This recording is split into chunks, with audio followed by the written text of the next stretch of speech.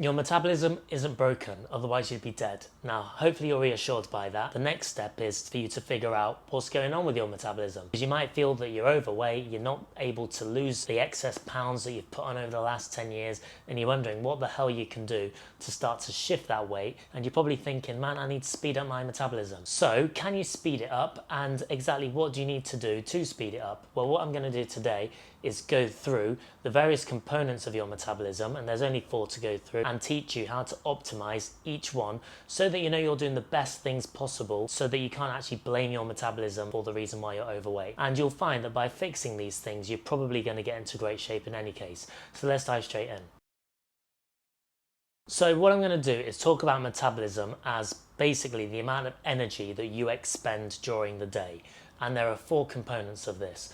The first one is your basal metabolic rate, so basically the amount of calories that you would burn if you were in a coma, and that's the one that is most commonly referred to as your metabolism. The next one is NEAT, non-exercise activity thermogenesis. That's basically all the movement that you do that isn't structured exercise, so fidgeting, scratching your head, gesticulating whilst you're filming a YouTube video, all that kind of stuff. The next one, thermic effective feeding, basically the amount of energy that you expend in digestion. And the final one, EAT, exercise activity thermogenesis, and that refers to those structured exercise things like going to the gym, doing your cardio sessions, something where you've intended to go out for the purpose of exercising. So now that we know all of those, I'm just basically going to break down the extent to which they contribute to your energy expenditure and how best you can optimize them.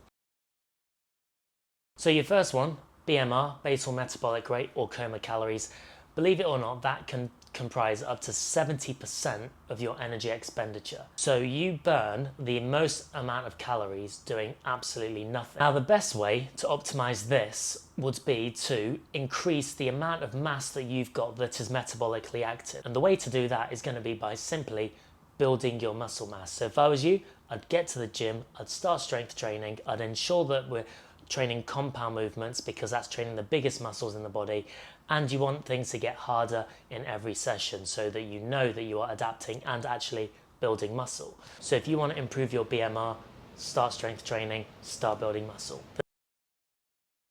The next largest component is NEAT. Now, for sedentary individuals, this can be low as around about 5 to 10%, but for some people, so if you're someone who works on a farm and you're super active or on a construction site, this can be up to 30% of your energy expenditure throughout the day. And this is the next largest component of your energy expenditure.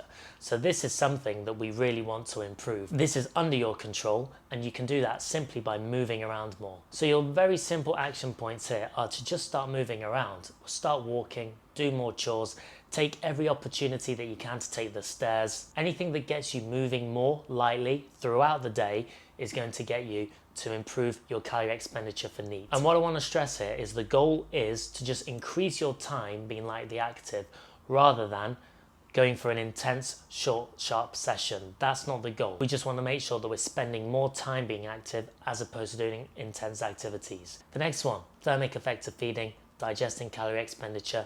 All you need to do for that, guys, is eat more protein, eat more fiber.